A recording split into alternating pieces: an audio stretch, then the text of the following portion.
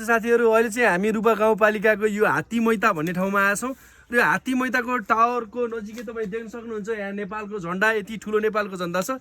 जाउँ अब साथी हामी हेर्नलाई है। हामी अब तपाईँहरूलाई देखाउँदैछौँ यो हात्ती मैता। अहिले चाहिँ माउन्टेन हिमाल चाहिँ खुलिरहेको छैन, यति बेला मौसमले साथ दिइरहेको छैन। त्यही पनि अब यहाँबाट हेर्दाखेरि भ्यूहरू चाहिँ तपाईँको बेङ्गासतालको रूपतालको भ्यूहरू एकदमै राम्रो देखिन्छ। यहाँ दाइले झन्डा हेर्दै हुनुहुन्छ। दाजु नमस्ते दाजु, झन्डा टाङ्नु लाउनु भयो अहिले। त्यो झन्डा यो कास्की जिल्लाकै सबैभन्दा ठुलो झन्डा होला होइन र? नेपालकै सबैभन्दा ठुलो झन्डा है यो।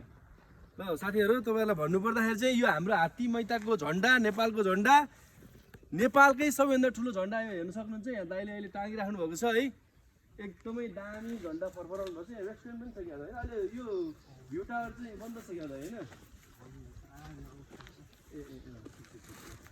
यहाँबाट तपाईँ देख्न सक्नुहुन्छ रूपापोर्टको रिजोर्ट तपाईँ देख्न सक्नुहुन्छ। बेङ्गासताल, रूपताल, हाम्रो बेङ्गासतालको बजार, लेखनाथ बजार, पोखरासम्मको भ्याली सबै देखिएको छ। तर अझै मौसम खुलेको छैन। अहिले चाहिँ अलिकति मौसमले साथ दिइरहेको छैन। त्यही पनि एकदमै राम्रो देखिन्छ। दाइको रेस्टुरेन्ट पनि दाइकी हजुरको हेर्ने हो। अलिक धेरै नै वर्ष अगाडि आएको छ हामी, हजुरले भुल्नुभयो होला, धेरै वर्ष अगाडि आएको थियो। यहाँबाट एकदमै राम्रो भ्यू है साथीहरू।